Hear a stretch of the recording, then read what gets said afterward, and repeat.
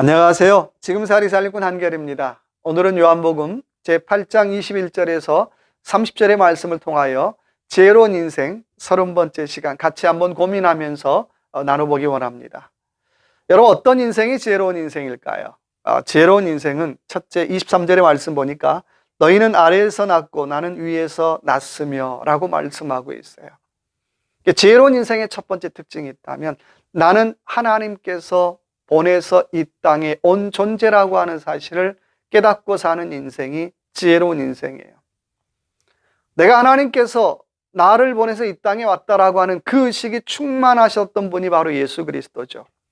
그렇다면 오늘 신앙생활하는, 오늘 믿는 저와 여러분의 삶도 마찬가지죠. 하나님께서 나를 이 땅에 보내서 왔어 라고 하는 그런 보냄받은 자로서의 의식이 충만한 것.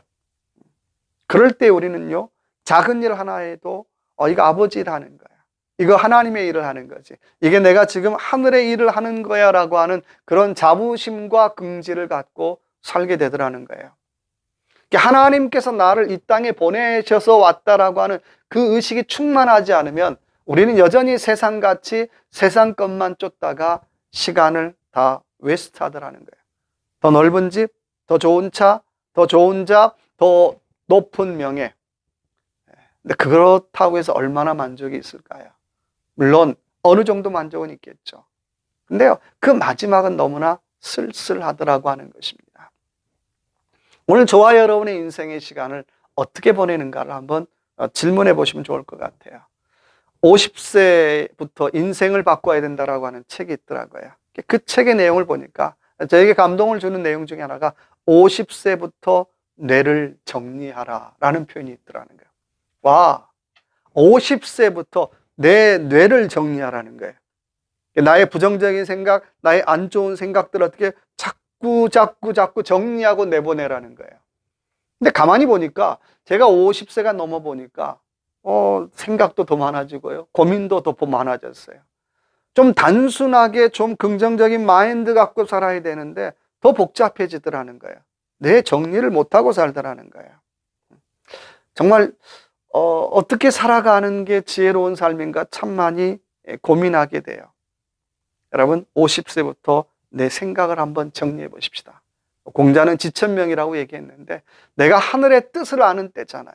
그렇다면 내 생각을 좀 정리하고요, 내 감정을 좀 정리하고, 그래서 내가 하나님께서 나를 이 땅에 보내신 그런 보냄받은 존재라고 하는 그런 믿음의 확신, 그런 고백, 그런 확신을 가지고 살아가는 저와 여러분 되시기 바랍니다.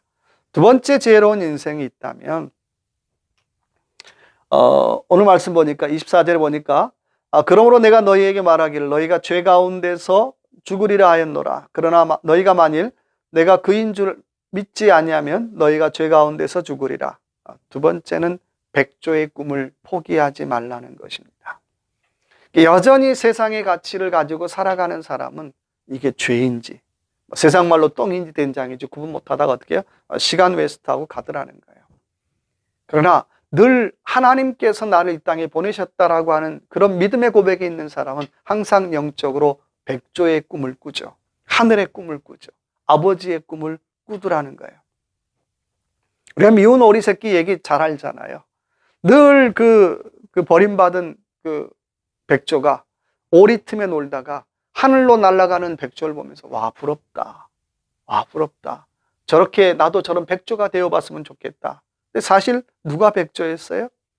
내가 백조였잖아요. 근데 그 꿈을 잃어버리고 살았더라는 거예요. 신앙인의 삶은 마찬가지죠. 비록 내가 살아가는 삶의 현장이 어렵더라고 한다 할지라도 영적으로 백조의 꿈을 잊어버려서는 안 된다는 거예요.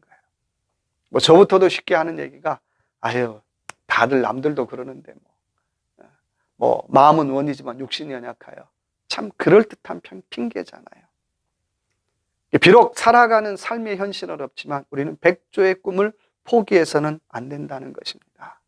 이 땅에 살지만 우리의 관심사는 늘 어떻게 하늘의 안테나를 두고 살아. 그래야 우리의 영성지능이 떨어지지 않아요. 내가 이 삶이 어렵다라고 해서 내가 하늘 향한 그 안테나를 내가 접는 순간 우리는 한순간 어떻게 해요? 뭐 짐승하고 똑같고요. 짐승만도 못하게 떨어지는 삶을 살더라는 거예요. 그렇잖아요. 내 욕망을 위해서, 내 욕심을 위해서, 내 뜻만을 관철하기 위해서 가만히 보면 뭐 짐승하고 다를 거 없잖아요. 다른 게 아니라 하늘을 향한 안테나를 내가 접었다는 거죠. 그래서 끊임없이 우리는 하늘을 향한 안테나를 펴야 되겠죠. 그리고 어떻게 해요? 백조의 꿈을 꿔야 되죠. 그리고 비록 내 삶은 어렵지만 나의 영적인 영성지수, 나의 정신의 지수, 요건 어떻게 해요? 계속 올리는 삶. 이것이 두 번째 지혜로운 인생이라고 하는 것입니다. 세 번째 지혜로운 인생의 특징이 있다면, 오늘 말씀 보니까 29절에 보니까 나를 보내신 이가 나와 함께 하시도다. 나는 항상 그가 기뻐하시는 일을 행함으로 나를 혼자 두지 아니하셨느니라.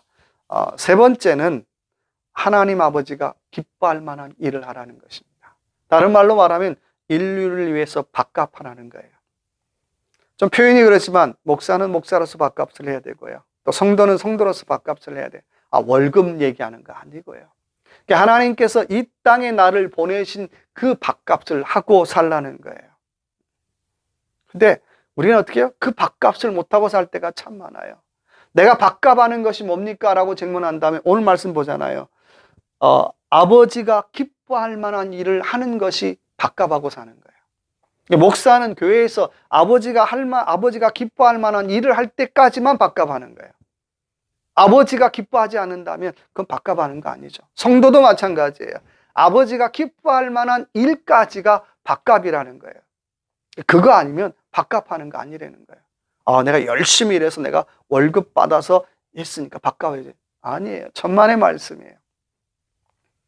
그것도 좋지만 과연 이 일을 아버지가 기뻐할 만한 일이었을까? 그럼 밥값하는 거예요. 가정주부도 집에서 아버지가 기뻐할 만한 일을 하면 밥값하는 거죠. 자녀들도 하나님 아버지가 기뻐할 만한 일을 하면 밥값하는 거예요. 뭐 사업장에서, 직장에서 다 마찬가지죠. 아버지가 기뻐할 만한 일을 하면 다 밥값하는 거라고 하는 것입니다. 그래서 우리는 늘 질문해 봐야 돼요. 나는 밥값하고 사는가? 월급에 내 인생의 가치를 두고서는 안 된다는 거예요. 내가 이만큼 받으니까 이만큼 일해야 되겠지. 그러면 월급 받고 그냥 살아가는 인생밖에 안 돼요. 근데 정말 영적으로 밥값하는 인생은 아버지가 기뻐할 만한 일일까? 아버지가 좋아할 만한 일일까? 아버지가 정말 기뻐할 만한 일이라면 내가 좀 손해돼도 하는 거예요.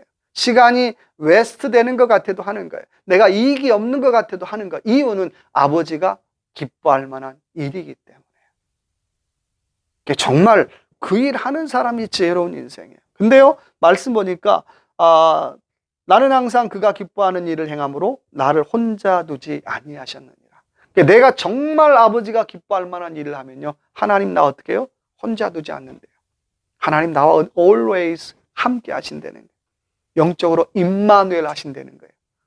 여러분, 세상의 갑이 누굴까요? 돈 많은 사람이 아니라 지금 하나님이 나와 함께 하신다라고 하는 믿음의 고백 가지고 사는 사람이 정말 영적 갑 아니겠어요?